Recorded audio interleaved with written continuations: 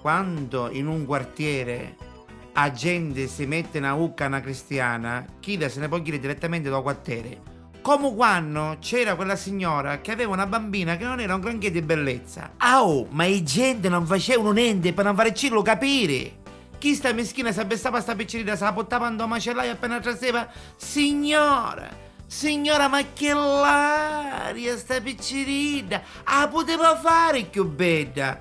La signora meschina, ancora ci diventava nico. Se ne andò Salomere appena traseva. Signora, ma è troppo l'aria sta piccerina! Meschina, non ne poteva più. Ad a pensare che all'asilo nido le altre mamme ci misero i figli per non ce la fare ieri.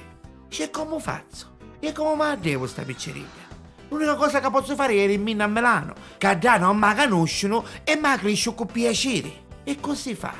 Parte dalla stazione di Catania e va verso Milano, alla stazione di Acireale. Sale un militare. Lo scombattimento era vuoto, appena trase e avere Signora, ma che bella!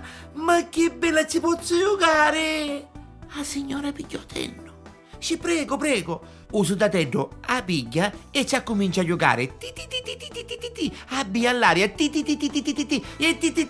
Signora, è troppo bella, ma quanti anni ave? La signora tutta priata dice, ave, 2 annuzzi. E nel frattempo pensa, ci Matalia. Io me ne appaghino nel mio quartiere che mi sparoliamo tutta pare e talia sto caruso come ci sta giocando.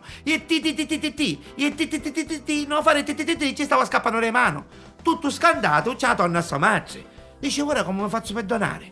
Aveva bossa a mangiare. La pasce nera, talia la signora mi scusi, ma scimmia ne mangia mandarine?